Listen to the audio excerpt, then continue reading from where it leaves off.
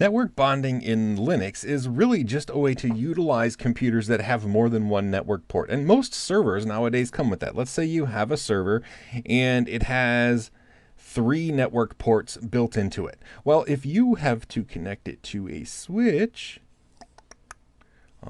each of these connected to a switch, you would ideally like to use all of that bandwidth, and you don't want to have to supply 3 different IP addresses to the computer. You just want to use all of the available bandwidth on all 3 of those wires, and that's where network bonding comes into place. Now, there's basically 2 different kinds of network bonds that we're going to look at. Those that require special switch support and those that are generic and don't require the switch to know at all what's going on. Now, Linux does provide some pretty cool options when it comes to there, but the options can be a little overwhelming. I mean, this screen is like, oh my goodness, there's so many choices. Well, that's okay, because your choices are going to be fairly limited once you learn what all of these are. Now, the first thing I want you to look at when we're looking at this list is, does it require switch support? And what I mean by that is a lot of switches, especially layer 3 switches or smart switches they're sometimes called, will support link aggregation, and different vendors call it different things, but it's going to be either link aggregation or LACP or ether channel. The idea is a smart switch will have built-in code that will allow them to work together. So if you have a smart switch, chances are that you have the ability to use link aggregation. Now, some of these require a switch that supports that. I'm going to start with the confusing one here. So balance round robin. Basically how balance round robin works is you have multiple ports, and it says, okay, when I transmit packet 1, I'm going to use this port, packet 2 is this port, packet 3 is this port, packet 4 is this port, packet 5 is this port, packet 6 is this, and it just keeps going through packet by packet and transmitting across all of your interfaces. Now, the reason I said it sort of requires switch support is if you're plugging these into a switch, it does require a switch that supports link aggregation. But what a lot of people do is they'll use this balanced round robin, and they will connect 2 servers together with crossover cables. And actually with Gigabit, we don't need crossover cables anymore, but they'll connect 2 servers together and they'll use balanced round robin. And in that case, you don't need a switch support or a switch that supports it, because there is no switch involved, right? They're just directly connecting the 2 computers together. And so like if you have a file server that you want to connect to your other server, a lot of times this is a way that you can increase throughput without requiring any special switch support. So if you're connecting directly computers, you don't need to have switch support. If you're connecting to a switch, you do.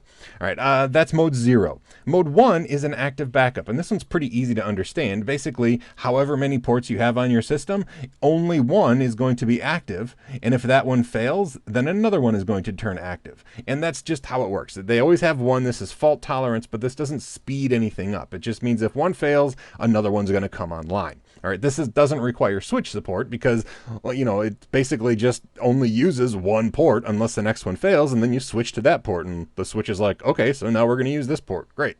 Balance XOR does require special switch support, and this is kind of cool how balance XOR works. Basically, you have your computer here, your Linux computer, and it does a hash based on your MAC address and the client's MAC address. And so here's another client over here.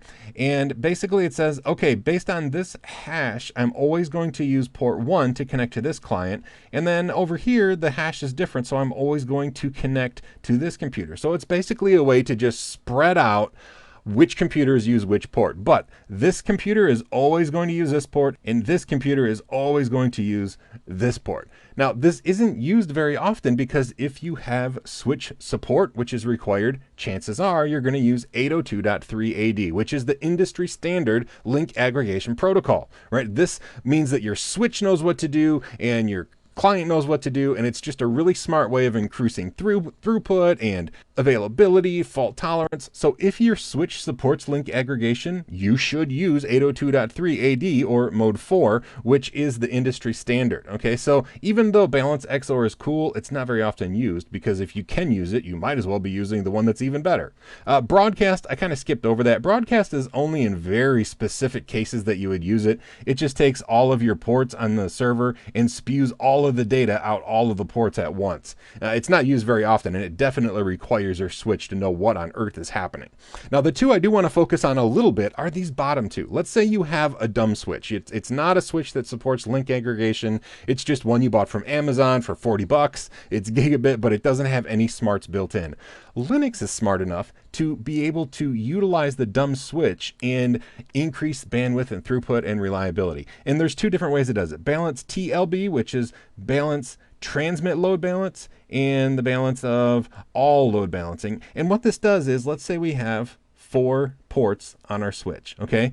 With TLB, it's going to transmit from whichever port is currently the least busy.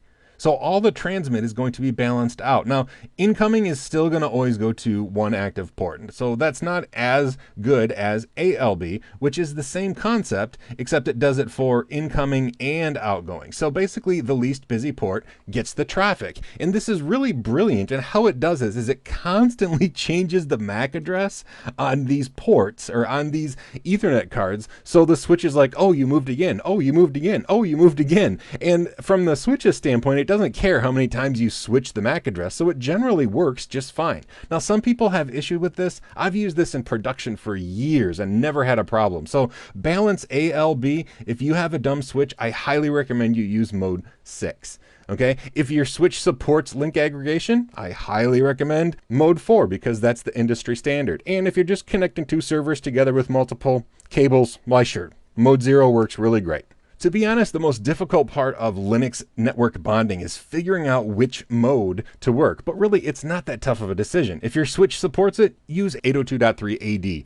There's really no reason not to. If your switch is a dumb switch and doesn't support it, I highly recommend mode 6 or balance ALB if you want to take advantage of bonded network interfaces, but you don't have the expensive hardware that will support it.